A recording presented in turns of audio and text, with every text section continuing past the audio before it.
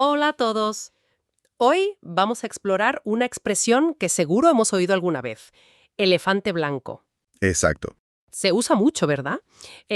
Para hablar de algo, bueno, a menudo un proyecto enorme que cuesta un dineral mantener. Sí, y que al final su utilidad, es bastante cuestionable. Y encima es difícil deshacerse de él. Justo eso. Pues hoy vamos a ver de dónde viene, cómo ha evolucionado la idea. Tenemos como base un extracto de Wikipedia, ¿no? Eso es. Y la verdad es que es curioso porque vamos a ver cómo un animal que nace a era sagrado se convierte aquí en Occidente en símbolo de algo, bueno, de un trasto caro e inútil, básicamente. Jo, suena interesante el viaje. Pues empecemos por el principio. El origen está en el sudeste asiático, ¿verdad? Correcto. Hablamos de la zona de Birmania, Tailandia, lo que antes era Siam, Laos, Camboya. Allí los reyes, los monarcas, tenían elefantes blancos. Pero no eran mascotas sin más, imagino. No, no, que va. Tener un elefante blanco era, un símbolo potentísimo.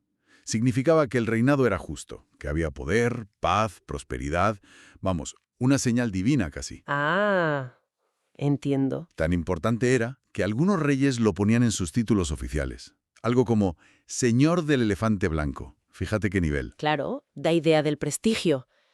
Pero, a ver, si era tan bueno, ¿dónde está el truco? ¿Había alguna pega? Ahí está la clave.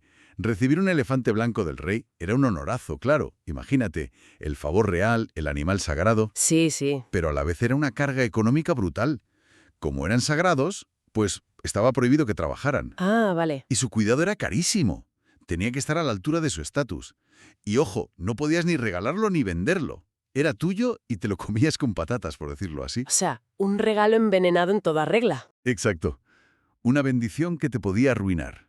No te daba ninguna utilidad práctica, pero te costaba un pastón. Qué bueno. Y pensar que esa idea cruzó el mundo. ¿Cómo llega a Occidente esta noción de carga costosa? Pues parece que la expresión ya circulaba por el siglo XVII, ¿eh? Ujú. Pero cuando de verdad se hace popular es en el XIX. Ajá. Y aquí tenemos que hablar de un personaje, muy de película, P.T. Barnum. Hombre, Barnum. El del circo, ¿no? El showman. Ese mismo, el de las exhibiciones grandiosas y, bueno, a veces un poco exageradas. ¿Y qué hizo Barnum con los elefantes blancos? Pues se emperró en conseguir un auténtico elefante blanco sagrado de Birmania para su espectáculo. Se gastó un dineral, movió cielo y tierra, Me lo imagino. y al final consiguió uno del rey de Siam. Tong Talaung se llamaba el animal. ¿Y sabes qué pasó? ¿Qué? Que cuando llegó, resultó que el elefante era, gris, con algunas manchas rosas. Vaya, que de blanco nibio, nada de nada. No me digas. Qué chasco para él, ¿no? Imagínate. Pero bueno, todo el bombo que le dio al asunto, la publicidad y tal, ayudó a que la expresión elefante blanco, como algo costoso y decepcionante, se hiciera famosa. Claro, la gente ya pilló la idea. Sí. Y luego, a principios del siglo XX, se consolidó más todavía con unas costumbres curiosas, los intercambios de elefante blanco o las ventas de elefante blanco. ¿Eso qué era? ¿Como mercadillos? Algo así, muy típico en eventos benéficos. La gente llevaba cosas que no quería, trastos inútiles, y se vendían o intercambiaban. La gracia era esa, ¿no? Jugar con la idea de que lo que para ti es una carga inútil, para otro puede ser, bueno, un tesoro, ¿o no? Entiendo. Y de ahí ya saltamos al uso que le damos hoy en día a la expresión, ¿no? Para hablar de proyectos faraónicos. Tal cual. Hoy se usa muchísimo para referirse a grandes obras públicas, infraestructuras que acaban costando una barbaridad y luego, no cumplen las expectativas. Sí, ejemplos hay a montones, lamentablemente. Piensa en aeropuertos gigantescos, supermodernos, pero que apenas tienen vuelos. Ha pasado en España, y el texto menciona el caso de Al Maktoum en Dubái. Claro. O centros comerciales enormes que se quedan medio vacíos, como el famoso New South China Mall. Y los estadios, ¿verdad? Los estadios también. Se construyen para un mundial, unos Juegos Olímpicos, y después mantener eso es carísimo, y a veces no tienen uso. Pasó en Sudáfrica, o con el estadio de Leal Pinturín, por ejemplo. Es verdad. Pero no solo es construcción civil, ¿eh? El término se usa en transporte. Se temió que pasara con un tren en Tokio, el Yurikabome. Y un caso muy curioso en Singapur, una estación de metro terminada pero cerrada años. La gente protestó poniendo figuras de elefantes blancos. Qué bueno. Incluso en lo militar. El texto menciona unos cruceros de la Marina de EVV, la clase Alaska. Eran enormes, carísimos, y se quedaron obsoletos casi al salir del astillero. Otro elefante blanco. Es curioso cómo se adapta el término. La fuente dice que hasta se usa en Austria para hablar de empleados que no rinden pero son intocables, o el mote de un observatorio polaco abandonado. Sí, sí. Incluso un equipo de béisbol, los Oakland Athletics, que lo usan como símbolo, en plan desafío. Se desfase. Totalmente. Bueno, pues hemos recorrido un camino largo, de animal sagrado en Asia, a la anécdota de Barnum, los mercadillos benéficos, hasta esta metáfora que usamos hoy para inversiones poco prácticas y muy caras. Precisamente. Ha sido un viaje curioso del término. Y, oye, quizás para terminar, ¿podríamos darle una vuelta a una cosa? Dime. Si un elefante blanco es algo que mantenemos con mucho coste y poco beneficio real, ¿no tendremos también elefantes blancos en nuestra vida personal? Ya sabes, ideas, costumbres, compromisos, cosas que nos cuestan tiempo, energía y que quizá ya no aportan tanto, pero, nos cuesta soltarlas. Ostras, pues es una buena reflexión para acabar, sí señor. Algo en lo que pensar.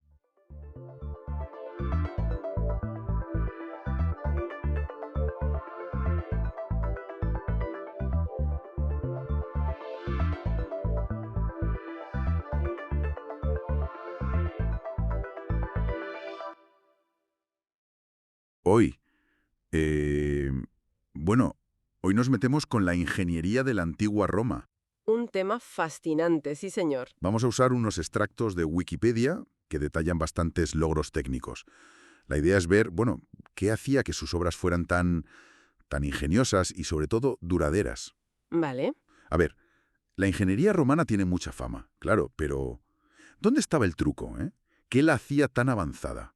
Vamos a mirar un poco las calzadas, los acueductos, cómo manejaban el agua, incluso su uso de la energía hidráulica, que es bastante pionero. Desde luego. Empezamos fuerte entonces. Empezamos por las calzadas.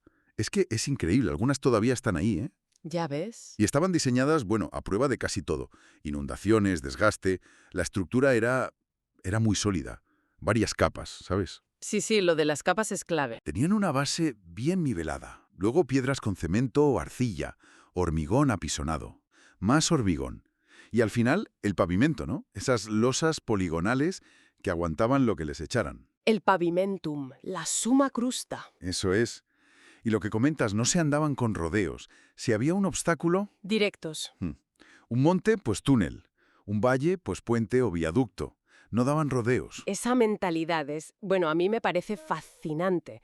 No era solo por ir más rápido, ¿eh? No, claro. Reflejaba una confianza brutal en su técnica. En plan, podemos con esto. Y era fundamental para mover las legiones, las mercancías. Logística pura y dura. Exacto. Clave para expandirse y controlar el imperio. No solo conectaban sitios, es que dominaban el paisaje, lo adaptaban. Ya. Y esa misma escala, esa ambición, la vemos también en el agua. Los acueductos. Los acueductos. Que, fíjate, 11 acueductos principales. Llevando casi 1000 metros cúbicos de agua al día a Roma.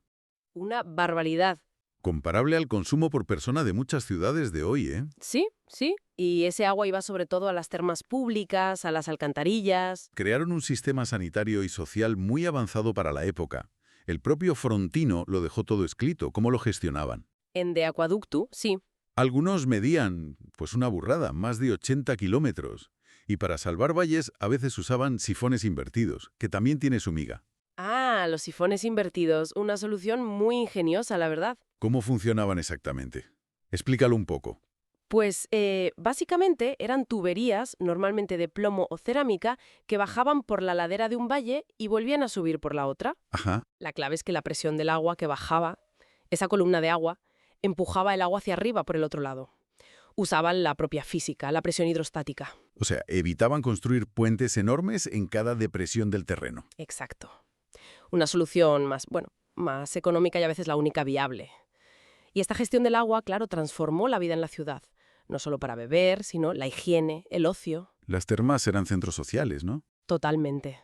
Aunque hay que decir que detrás de estas maravillas estaba el curro, el trabajo enorme de las legiones y de muchísimos esclavos, claro. Sin duda. Y claro, controlar el agua así, pues les llevó a pensar, ¿y si usamos su fuerza? El siguiente paso lógico, sí. Y aquí la cosa se pone, muy interesante. La energía hidráulica. El complejo de Barbegal, en Francia, eso es una pasada. 16 molinos de agua en cascada. 16. Se calcula que podían moler, unas 4,5 toneladas de harina al día. Una fábrica. Una auténtica protofábrica, ¿sí? Sí. Una mentalidad casi industrial aplicada a la comida, algo, bueno, muy excepcional en el mundo antiguo. Impresionante. Y no solo molían grano, ¿eh? En Hierápolis, en la actual Turquía, se encontró la primera serrería hidráulica que conocemos. ¿Una cerrería? ¿Para cortar qué? Piedra, mármol probablemente. Usaba un mecanismo de manivela y biela, que es tecnológicamente muy avanzado para la época. ¡Ostras! Convertía el giro de la rueda hidráulica en el movimiento de vaivén de la sierra. Cortar piedra con la fuerza del agua es que suena a ciencia ficción para entonces. Totalmente. Y esta tecnología hidráulica fue vital también en la minería. Ah, claro. ¿Cómo la usaban ahí? Pues de varias formas. En sitios como las Médulas aquí en España, que es espectacular, patrimonio de la humanidad, sí. Pues ahí usaban acueductos para lanzar chorros de agua a presión y literalmente derrumbar partes de la montaña para extraer el oro. Minería hidráulica a lo bestia.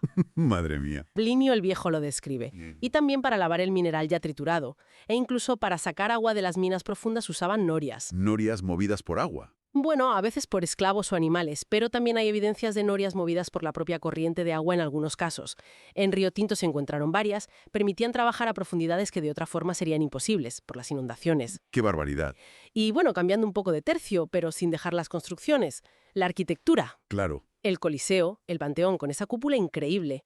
Dominaban el arco, la bóveda. Como nadie en su tiempo. Inventaron cosas como la hipocausto, ¿no? Esa especie de calefacción por suelo radiante. Una calefacción central primitiva, sí. Muy ingenioso. Y un elemento clave para todo esto, para la durabilidad y la escala de esas construcciones, El hormigón, ¿verdad? el opus caementitium, el hormigón romano. Especialmente el que hacían mezclando cal con puzolana, esa ceniza volcánica, ¿Qué tenía de especial? pues que fraguaba incluso debajo del agua y daba una resistencia, vamos, extraordinaria. Por eso muchas estructuras portuarias o puentes han durado tantísimo. Claro. Eso, junto con el ladrillo y la piedra, les permitió hacer esas maravillas. Aunque Augusto dijera eso de que encontró una Roma de ladrillo y la dejó de mármol, el hormigón fue quizá el héroe silencioso de muchas de esas grandes obras. Totalmente. Y entonces, si hacemos un resumen rápido, vemos una ingeniería súper pragmática, ¿no? Muy ambiciosa también, y hecha para durar. Exacto. Calzadas que siguen ahí, sistemas de agua a una escala brutal, innovaciones en cómo usar la energía del agua, materiales revolucionarios como ese hormigón. Si conectamos todo, yo creo que la clave es la integración. ¿Cómo integraban la ingeniería en todo? Lo militar, lo civil, lo industrial. Sí, Construían para que funcionara, para que durara, y a lo grande. Resolvían los problemas de forma directa, con soluciones técnicas muy robustas. ya. Y esto, bueno, nos deja pensando, ¿no? Quizá, ¿de qué manera esa visión romana, esa integración tan sistemática de la ingeniería podría inspirarnos hoy? ¿Para nuestros propios desafíos? Claro, para afrontar los retos enormes que tenemos hoy en infraestructuras, en logística, en gestión de recursos, podríamos aprender algo de esa ambición y esa visión integrada. Buena pregunta para terminar. Algo en lo que pensar, desde luego.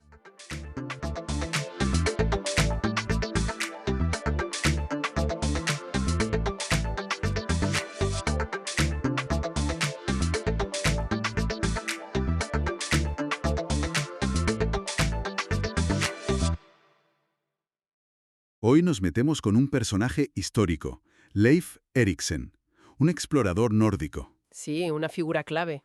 Se dice mucho que fue el primer europeo en América continental. Ojo, casi 500 años antes que Colón. Casi nada, sí. Una diferencia enorme. Y para entenderlo mejor, tenemos aquí varios textos, extractos de enciclopedia que se basan sobre todo en las sagas islandesas. La de Erik el Rojo, la de los groenlandeses, son las fuentes principales, sí. Y también, claro, los hallazgos arqueológicos, que son fundamentales. Totalmente. Son los que ponen los pies en la tierra, digamos. El objetivo hoy es, pues, intentar aclarar quién fue Leif, cómo llegó a esa Vinland, que es una Norteamérica, y ver cómo encajan las piezas, ¿no? A ver, vamos a ello. Primero, lo básico. ¿Quién era Leif Erikson? Era hijo de Erik el Rojo. Exacto. Y eso no es poca cosa. Erik el Rojo fue el fundador del primer asentamiento nórdico en Groenlandia. Nació en Islandia, parece. sobre el 970, pero se crió en Groenlandia. Lo describen como un tipo sabio, considerado, incluso de aspecto llamativo. Sí, las sagas lo pintan bien. Y claro, ser hijo de Eric implicaba crecer en un ambiente de exploración, de navegación. Seguramente recibió una buena formación para liderar. Importante para lo que vino después, claro.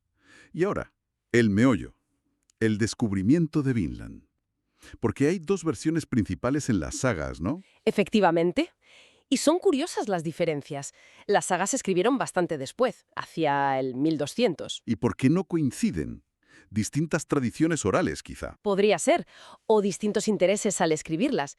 Mira, la saga de Eric el Rojo dice que Leif descubrió Vinland por casualidad, ¿Cómo que por casualidad? pues que iba de Noruega a Groenlandia después de haberse convertido al cristianismo por orden del rey Olaf Tryggvason y una tormenta lo desvió. Vaya. Y entonces, ¡pum!, aparece en una tierra nueva donde encuentra uvas silvestres, trigo, arces, rescata a unos náufragos y por eso le llaman Leif el Afortunado. Qué curioso.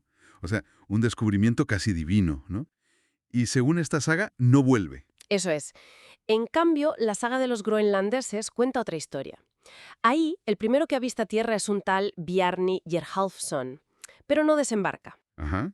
Años después, Leif, que era un tipo curioso y, bueno, con iniciativa, le compra el barco a Bjarni. Reúne una tripulación y sigue la ruta de Bjarni, pero al revés, explorando. O sea, una expedición planificada. Sí, mucho más deliberada. Va nombrando los sitios. Helluland, que podría ser la tierra de Baffin, Markland, quizá Labrador, y finalmente Vinland, ¿Y lo de Vinland, el nombre, viene de las vides? posiblemente. En esta saga es su padre adoptivo, un tal Tyrker, quien las encuentra.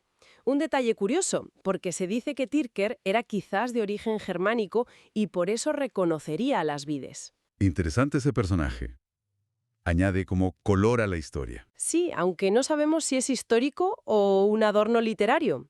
Según esta saga, Leif establece allí un campamento, Leifsbudir, las cabañas de Leif. Pero tampoco vuelve después de esa expedición. Vale, tenemos dos relatos, un poco distintos. Y aquí es donde entra la arqueología, ¿no? Para darnos algo más sólido. Exacto. Aquí la cosa se pone seria. El lugar clave es Lanceaus Meadows. En Terranova, Canadá. Eso es, un yacimiento nórdico excavado por Helge y Anne Steiningstad en los años 60. Y las pruebas son contundentes, ¿Qué pruebas? cortados allí. ¿Y eso qué dice? Señala actividad nórdica justo en el año 1021 DC. Es una prueba científica de que hubo europeos en Norteamérica en esa fecha. ¡Wow! 500 años antes que Colón. Confirmado. Confirmadísimo. Lanceaus Meadows podría ser Leifsbudir, o quizá una base temporal de reparación o exploración, y sugiere que Vinland podría ser una región más amplia, quizá todo el Golfo de San Lorenzo. La arqueología no dice cuál saga es la buena, pero sí que estuvieron allí. Fascinante. Y además de explorador, Leif tenía otra faceta importante, la religiosa. Sí, la conversión al cristianismo. Parece que fue el rey Olaf Tryggvason de Noruega quien le encargó llevar el cristianismo a Groenlandia. ¿Y cómo fue recibido eso en casa? Pues hubo división.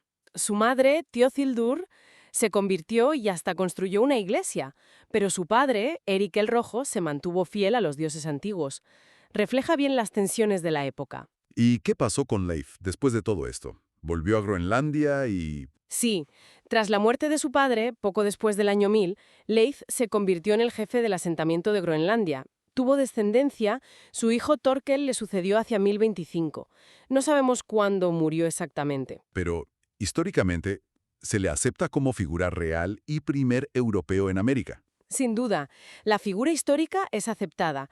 Los detalles de las sagas, como lo de Tyrker o la misión evangelizadora tan específica, bueno, podrían ser adornos posteriores, pero el viaje y la llegada están respaldados. Entendido. Entonces, si juntamos todo, ¿cuál dirías que es el legado de Leif Erikson? ¿Qué nos queda de todo aquello? Pues es muy interesante. Aunque los nórdicos no establecieron colonias permanentes en Vinland, la noticia de esas tierras sí circuló. ¿Ah, sí? ¿Se supo en Europa? Sí, un cronista alemán, Adam de Bremen, ya habla de Vinland hacia 1075. O sea que en ciertos círculos se sabía. Incluso se ha especulado si Colón, que parece que viajó a Islandia, pudo haber oído algo. Vaya, eso sí que sería una vuelta de tuerca. Sería así. Y es irónico que el día de Leif Erikson, que se celebra en Estados Unidos el 9 de octubre, en realidad no conmemora su llegada, sino la de un barco de inmigrantes noruegos mucho después, en 1825. Curioso. Entonces, resumiendo mucho, Leif Erikson, personaje histórico, pionero confirmado por la arqueología en llegar a Norteamérica. Exacto. Un hito, aunque los detalles exactos de cómo y por qué, pues siguen debatiéndose basándonos en esas sagas tan ricas, pero a veces contradictorias. Y para terminar, quizá una reflexión. Pues sí. Las sagas no solo hablan de Leif, cuentan también los viajes posteriores de otros nórdicos a Vinland y sus encuentros con los pueblos indígenas, a los que llamaron Skrellingi. ¿Y cómo fueron esos encuentros? Hubo de todo, desde intentos de comercio hasta conflictos violentos. Y esos conflictos parecen ser una de las razones por las que los asentamientos no duraron. Entiendo. Y eso nos deja pensando, ¿no? ¿Cómo habría cambiado la historia si esos primeros contactos entre Europa y América hubieran sido diferentes? O si hubieran sido sostenidos en el tiempo de otra manera. Una pregunta abierta.